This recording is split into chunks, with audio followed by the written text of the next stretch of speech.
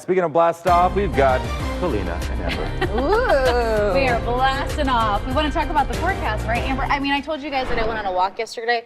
I was sweating. Yes. It was so hot. That's what happens when we have so much humidity in the air, right? Don't you wish now we had that dry air? Maybe I was Yes, napping I so long, did. I didn't notice it. Well, If I'm you're here out to there- absorb it for you. That Thank was you. my job yesterday. No, my husband said the same thing the other day. He said he just took a walk around the block and he said he was sweating because of how, humid it was. So I believe it because we're not used to it at all here in Southern Thank California. you for believing me.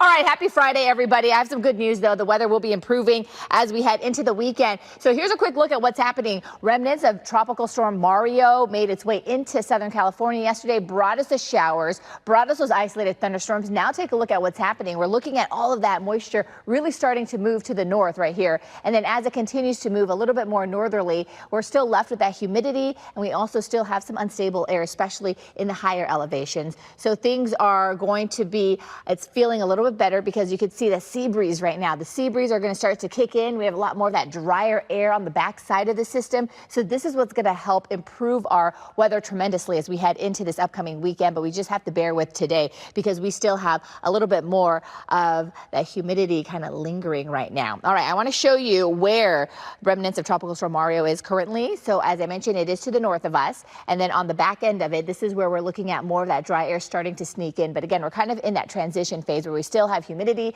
and then that dry air starting to work its way in. But everything now is to the north of us. So now it's somebody else's problem. But we do have a little bit more of those isolated thunderstorms and showers for the afternoon because we have still all the elements there in the higher elevation. So that's why I've kept that next weather alert for the mountains and also our desert communities until this evening. Otherwise, the beaches, no more advisory or warnings here. Temperatures are going to fare out nicely, 77 degrees. And then as you head a little bit more inland, Woodland Hills still dealing with that warm and muggy conditions as well, 82 today. And so the valleys and Inland Empire no longer in the warnings and advisories as well. Temperatures for Long Beach about 80 degrees. 82 will be the high today for Anaheim. And then you can see for the rest of Orange County, we're looking at temperatures also in the high 70s, low 80s. And then for the Inland Empire, temperatures are going to roughly be in the mid 80s for Ontario. Same with Lake Elsinore and also for San Bernardino. All right, so here is a look at our rain totals because we actually got some measurable rainfall, which we haven't seen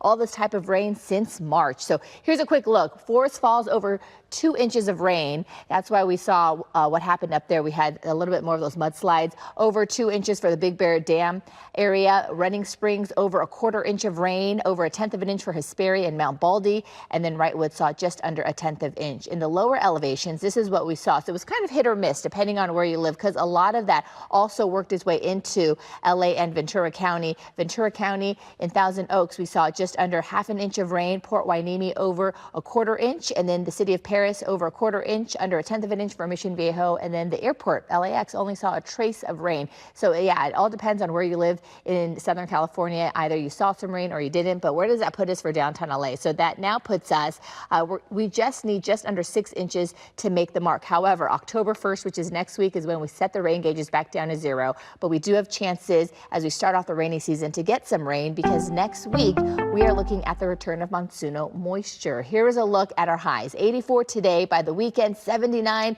Monsuno moisture moves back in, so a little bit more of that humidity. And then for areas like the valleys, upper 80s today, a little bit warmer and drier on Saturday, 91. And then we'll continue to stay in the high 80s, low 90s for the next few days after that. All right, Kalyna, good morning. Hi, good morning. Happy Friday. It was Friday light earlier, but now, not so much. Got a couple things going on out there to tell you all about, including this one.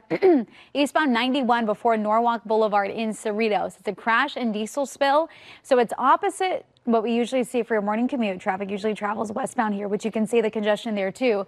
But eastbound, we have 2 right lanes blocked off, and it's already impacting your ride there. 18 minutes. It's the backup between Bellflower Boulevard to Norwalk Boulevard. That's just 2 miles. Speeds are down to 8 miles per hour there. You could take the 405 freeway southbound. It just depends on where you need to go. Also have this crash still here. 101 north at Havenhurst and Encino. 2 left lanes are blocked off.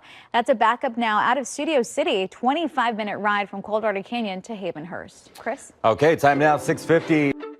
Now you can get your KCAL news, weather, and live stream all in one place on the CBS News app.